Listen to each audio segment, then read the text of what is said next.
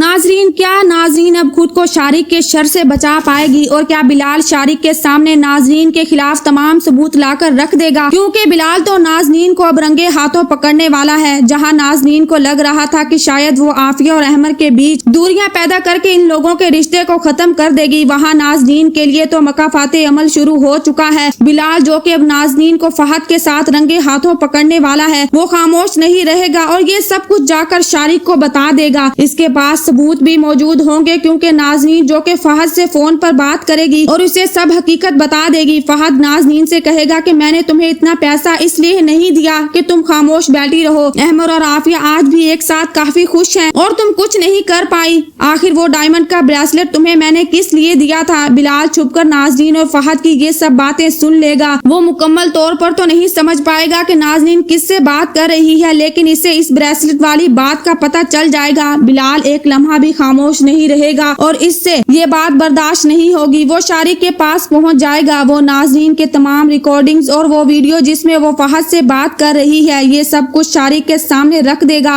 और कहेगा कि देखो तुम्हारी बीवी क्या गुल खिलाती फिर रही है, तुम्हें इसकी जरा भी परवाह नहीं। तुम्हें लगता है कि वो तुम्हारे साथ वफादार है, लेकिन वो तो किसी गैर मर्द के साथ ताल्लुक बनाए हुए है। ये बात शारिक के लिए नाकाबिले बर्दाश्त होती है। पहले तो वो बिलाल का गिरेबान पकड़ लेता है और उसे कहता है कि तुम्हारी जुर्रत कैसे हुई, तुमने मेरी बीवी के बारे में इस कदर घटिया बात की। लेकिन बिलाल इसे कहता है मैं तो तुम्हें सबूत दिखा रहा हूँ, इन सबूतों पर तो यकीन करो। तुम्हें मेरी बात पर यकीन नहीं तो खुद जाकर नाजरीन से पूछ लो और इससे पूछो कि ये फहद कौन है और इसके साथ तुम्हारी बीवी का क्या ताल्लुक है। तुम्हारी बीवी तो इसके साथ रेस्टोरेंट में मुलाकात करने भी जा चुकी है। शारिक जैसे ही बिलाल के फोन में वो रिकॉर्डिंग्स और वीडियो देखता है, तैश में आ जाता है। इसी लम्हे वो नाजरीन के पास पहुँच जाता है और इसे कहता है कि मुझे अभी और इसी वक्त सब हकीकत बता दो। क्या तुम्हारा किरदार इतना ही अच्छा है और तुम मुझे धोखा दे रही हो? ये डायमंड का ब्रेसलेट और चूड़ियां जिनके बारे में तुमने कहा कि तुम्हारी माँ ने दी हैं, वो तुम्हें इस मर्द ने दी थी। आखिर तुम्हारा इसके साथ क्या ताल्लुक है? शारिक नाजनीन से साफ साफ कह देगा कि अगर तुमने मुझे हकीकत ना बताई तो याद रखना मैं अभी और इसी वक्त तुम्हें तलाक दे दूंगा। नाजनीन शारिक के सामने हाथ जोड़ेगी और इसे समझाने की कोशिश करेगी कि मैंने तो तुम्हें कोई धोखा नहीं दिया, मैं इस फहद को नहीं जानती। बिलाल झूठ बोल रहा है और इसने ये सब कुछ झूठी रिकॉर्डिंग्स बनाई हैं। लेकिन शारिक भी इसी लम्हे खामोश नहीं बैठेगा। वो नाजनीन से इसका फोन छीन लेगा और इसके फोन से तमाम कॉल रिकॉर्डिंग्स निकलवा लेगा, जिसके बाद इसे पता चल जाएगा कि नाजनीन तो फहद से फोन पर बात करती है। नाजनीन फिर से एक नई चाल चलेगी। वो अपनी माँ को फोन करके सब हकीकत बता देगी और इसे कहेगी कि अब आप ही मुझे बचा सकती हैं। आप इससे बताएं कि ये आपका कोई पुराना रिश्तेदार है और इससे जो भी बात करती रही सिर्फ आप ही करती रही हैं। मेरा इसके साथ कोई ताल्लुक नहीं और ये ब्रेसलेट भी इसने ही आपको बाहर के मुल्क से लाकर दिया था। मेरा रिश्ता और मेरा घर आप ही बचा सकती हैं। नाजनीन की माँ अब अपनी बेटी के साथ इसकी साजिश में मुकम्मल तौर पर शामिल हो जाएगी और शारिक को कहेगी कि तुमने मेरी बेटी पर बिला वजह शक किया, ये हमारा रिश्तेदार है। ये डायमंड का ब्रेसलेट भी इसी ने ही मुझे दिया था और मैंने नाजनीन को दे दिया।